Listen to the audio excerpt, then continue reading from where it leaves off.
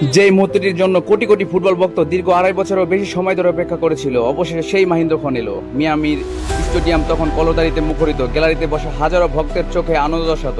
আর মাঠের সাইড লাইনে দাঁড়িয়ে থাকা সেই চেনা 10 নাম্বার জার্সির জাদুকর নিজেও তখন আবেগ ধরে রাখতে পারছিলেন না। হ্যাঁ, দীর্ঘ 981 দিন পর সব সমালোচনা আর ইনজুরির কালো মেঘ কাটিয়ে ব্রাজিলের সবুজ জার্সিতে আবারও মাঠে নামলেন নেইমার জুনিয়র। ফিফা বিশ্বকাপ 2026-এর গ্রুপ পর্বের শেষ ম্যাচে আজ নেমেছিল ব্রাজিল ও স্কটল্যান্ড। আর এই ম্যাচে আক্ষরিক অর্থে স্কটিশদের উড়ে দিয়েছে সেলেসাওরা।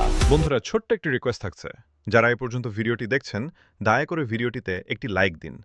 আপনার ছোট্ট একটি লাইক আমাকে পরবর্তী ভিডিও বানাতে মোটিভেট করে। ম্যাচের শুরু থেকেই ছিল ব্রাজিলের দাপট। ম্যাচের মাত্র 7 মিনিটে এবং প্রথমার্ধের অতিরিক্ত সময়ে দুর্দান্ত দুটি গোল করে ব্রাজিলের চালকের আসনে বসিয়ে দেন বর্তমান সময়ের অন্যতম সেরা ফরোয়ার্ড ভিনিসিয়াস জুনিয়র। এরপর 7 মিনিটে ম্যাথিয়াস কুন্না দলের হয়ে তৃতীয় গোলটি করলে ব্রাজিলের জয় নিশ্চিত হয়ে যায়। স্কটল্যান্ডকে 3-0 ব্যবধানে হারিয়ে গ্রুপ সি এর চ্যাম্পিয়ন হিসেবে রাউন্ড অফ 32-এ জায়গা করে নিল 5 বারের বিশ্ব চ্যাম্পিয়নরা। তবে আজকের ম্যাচের আসল রোমাঞ্চ তখনই বাকি ছিল। ম্যাচের ঘড়িতে যখন 75 মিনিট, তখন পুরো স্টেডিয়াম যেন এক নিমিষে স্তব্ধ হয়ে গেল।